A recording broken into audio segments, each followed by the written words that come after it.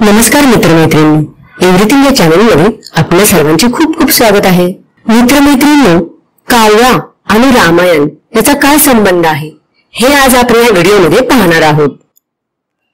इंद्राचा पुत्र जयंत याने सर्वप्रथम कावळ्याचे रूप धारण केले होते। त्रेतायुगात या जयंताने सीतेला चोच मारल्याने श्रीराम जयंतावर नाराज झाले होते।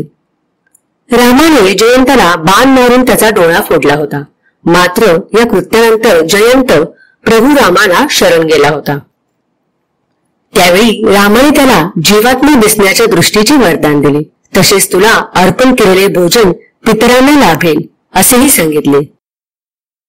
गरुड पुराणामध्ये कावळ्याला यमदेवाचा संदेशवाहक म्हटले आहे। त्यामुळे जोपर्यंत कावळा पिंडाला स्पर्श करत नाही तोपर्यंत आत्म्याला यमलोकात प्रवेश मिळत नाही असे समजले जाते। पितरांना मोक्ष मिळवण्यासाठी पितृपक्षात त्यांच्या आवडीचे जेवण बनवून कावळ्यांना दाखवण्यात येते। कावळ्याने अन्नाला स्पर्श केल्यास पितरांना मोक्ष मिळतो अशी धारणा आहे। पितृपक्षाच्या कालावधीत आपले पूर्वज आशीर्वाद देण्यासाठी भूतलावर येतात, त्यावेळी त्यांचे आवडीचे पदार्थ बनवून त्यांना नैवेद्य दाखवला जातो। रामायण बरोबरच महाभारतातील पिंडदानाचा उल्लेख आढळतो। महाभारत युद्धानंतर धर्मराज पिंडदान करतो, त्यावेळी कृष्ण त्याला अजून एक पिंडदान कर्णाच्या नावाने कर म्हणून सांगतो। त्याचा संपूर्ण विधी गरुड पुराणामध्ये आला आहे। कावळ्याचा जन्म वैवस्वत कुळात झाला आहे व सध्या वैवस्वत मन्वंतर सुरू आहे।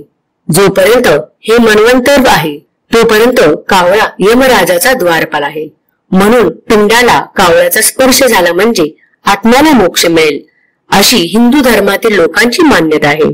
कावळ्याला दररोज अन्न दिल्याने पाप नष्ट होते व श्राद्धात अन्न दिल्याने यमलोकी पितरांना त्रास होत नाही असे आपल्याकडे मानले गेले आहे। परंतु पूर्वजन्माची कल्पना श्राद्ध कल्पनेशी विसंगत आहे।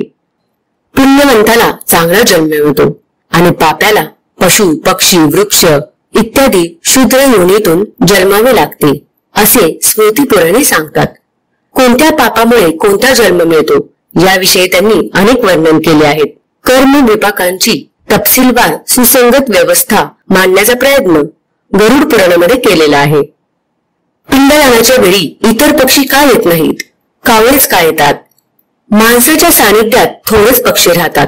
कावळा, चिमणी, कबूतर, बाकीचे पक्षी फारच कमी आहेत। झाडावर घरटे करणारे हे कमी आहेत। बरेच डोंगर कपारीत राहतात। माणसाच्या सानिध्यातल्या उपरोक्त 3-4 पक्ष्यांमध्ये कावळा आकाराने मोठा, घोळक्याने खाणारा व वृत्तीने उग्र आहे। त्यामुळे चिमणी, कबूतर वगैरे जीवांच्या भीतीने त्याच्या बाजूला फिरकत नाहीत। त्यामुळे पिंडाचे चवदार पदार्थ हे एकटेच खातात। वरवर पाहता कावळा निरुपद्रवी या सदरात मोडतो, पण लहान सहान पक्ष्यांना त्याची फार दहशत वाटते। लहान पक्ष्यांचे अंडे फोडून खाणे, नुकतीच जन्मलेली किंवा उडायला लागलेली पिल्ले खाणे हे कावळ्याचे आवडते चाळे असतात। कधी कधी त्याच्या तावडीत कोणी मोठा पक्षी सापडला की अगदी शेकड्याच्या संख्येने त्याचा पाठलाग करतात, त्याला दमवून टाकतात। मग हे कावळे परत फिरतात। अगदी घार गुबड सुद्धा कावळ्याच्या नादी लागत नाहीत।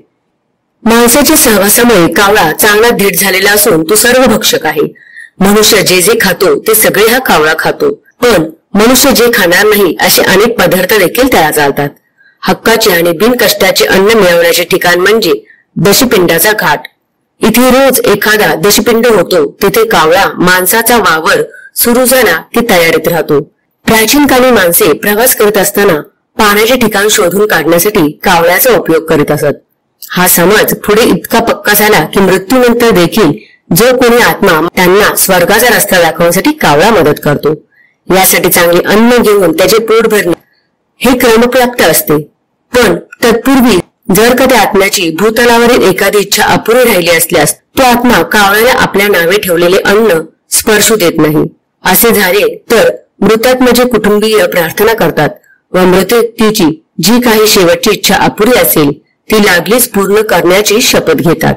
या प्रक्रियेत कावळा पिंडास शिवला तर ठीक, नाहीतर वाट पाहून पाहून किंवा कंठाळून दर्भाचा कावळा करून पिंडास स्पर्शले जाते व विधी आटोपात असे मानण्याचा प्रघात पडला। 21 शतकही कावळ्यांविषयी भारतीय समाजात काही चमत्कारिक समजुती रूढी आहेत। मृताचा आत्मा कावळ्याच्या शरीरात वास करतो. मृताच्या क्रियेच्या 10व्या दिवशी पिंडदानाच्या वेळी भाताला पिंडाला कावळ्याने स्पर्श केला म्हणजे मृतात्म्याला पोहोचतो. असा बरोबर कावळ्याने मैथून पाहिले तर 6 महिन्यात मृत्यू येतो. असा कावळा 1000 वर्षे जगतो. यालाच एका डोळ्याने दिसते. तेच ते कावळे एका पिंड्यावरून दुसऱ्या तिसऱ्या पिंडाला चोच मारत फिरतात.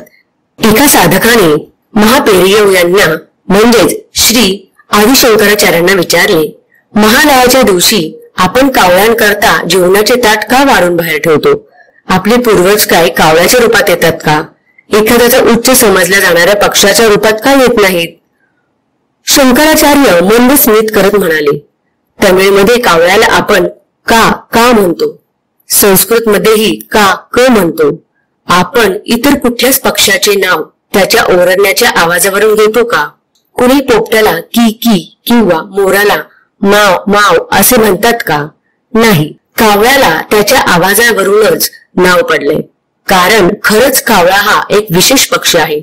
तमिळमध्ये काचा अर्थ कापथू म्हणजे माझे रक्षण कर असा आहे. म्हणून जेव्हा आपण कावळ्याला अन्न ठेवतो व का का असे म्हणतो तेव्हा आपण खरे म्हणजे आपल्या पूर्वजांना आपले रक्षण करण्याचे आवाहन करत असतो. आपण आपल्या आजूबाजूला सहज आढळतो असे लक्षात घ्या की तो एक सुंदर, चांगला व उपयुक्त पक्षी आहे. अहो, तो आपल्या कावळ्याला त्याच्या काव काव या ओरडण्याने ब्रह्ममुहूर्तावर झोपेतून जागे करतो. कोंबडा पहाटे आरवतो व आपल्याला उठवतो. असे म्हटले जाते की काही अंशी खरेही आहे, पण कोंबडे हे लहरी मुडी असतात. ते वेळेवर उठतीलच असे नाही, पण कावळा मात्र तुम्हाला ब्रह्ममुहूर्तावर अर्थात जपा करता सर्वात उत्तम उठलेल्या वेळेवर उठवणारा म्हणजे आपली योग्य वेळी पूजा अर्चा व्हावी म्हणून तो आपल्याला जणू मार्गदर्शनच करतो. आणि त्याला थोडे अन्न मिळाले की तो ओरडून आपल्या बांधवांनाही बोलवतो. इतर प्राण्यात हा गुण आढळत नाही. खरंच माणसाने सुद्धा हे कावळ्याकडून शिकलं पाहिजे. केवळ म्हणी पुरतं 1 ते 7 जणांनी वाटून खावा असे म्हणून काय उपयोग? संध्याकाळी सुद्धा कावळा का का करत आपल्या घरात परततो. झोपण्यापूर्वी तो जणू देवाला सांगतो की दिवसभरात जे काही घडलं त्याबद्दल मी तुझा आभारी आहे.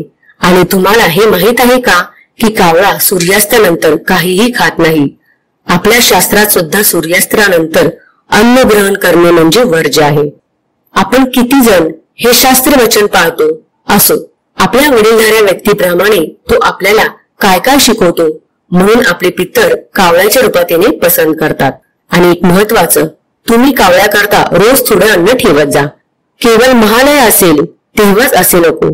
कावळा आपला अद्वैत ज्ञान सुद्धा देतो. तुम्ही ठेवलेले अन्न दिसायला बरोबर तो खुश होतो व आनंदाने ते अन्न खातो. त्याला खाताना बघून तुम्हीही आनंदी होता.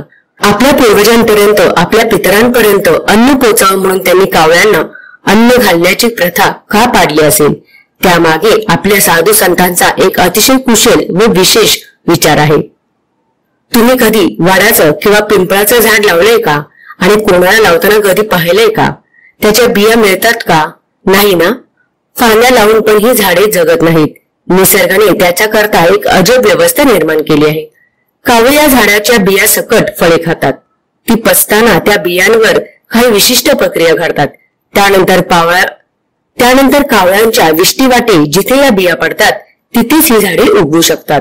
पिंपळ हे एक असे झाड आहे की जे 24 तास प्राणवायू देते आणि वड तर एक उत्तम औषधी वृक्ष आहे. जे दोन्ही वृक्ष जर नामशेष होऊ नयेत असे वाटत असेल तर कावळ्यांशिवाय पर्याय नाही. पितृ पंधरवडा हा कावळ्यांच्या विणीचा हंगामा असतो. कावळ्यांची चांगली सुदृढ नवी पिढी निर्माण होण्याकरता या जुन्या पिढीला या काळात चांगले पोषक अन्न मिळाले पाहिजे. म्हणून आपल्या पूर्वजांनी हा एक कर्मकांडांचा भाग करून ठेवला आहे. जेव्हा आपल्या नजरेस वड, पिंपळ किंवा कावळा दिसेल तेव्हा आपल्या पूर्वजांच्या दूरदृष्टीची व चांगल्या हेतूची आठवण होऊ दे. तर मित्रमैत्रिणींनो, अशा प्रकारे कावळा आणि रामायणाचा हा संबंध आहे. तर मित्रांनो, ही माहिती तुम्हाला कशी वाटली हे मला कमेंट करून नक्की कळवा. आणि या व्हिडिओमध्ये काही चुकीचे आढळले असल्यास क्षमा करा. तर मित्रमैत्रिणींनो, कसा वाटला ते मला हा व्हिडिओ हे मला कमेंट करून नक्की कळवा. आणि असेच विविध प्रकारचे व्हिडिओ पाहण्यासाठी आमच्या चॅनलला लाईक आणि सबस्क्राईब करा आणि बेल आयकॉनला प्रेस करा. धन्यवाद.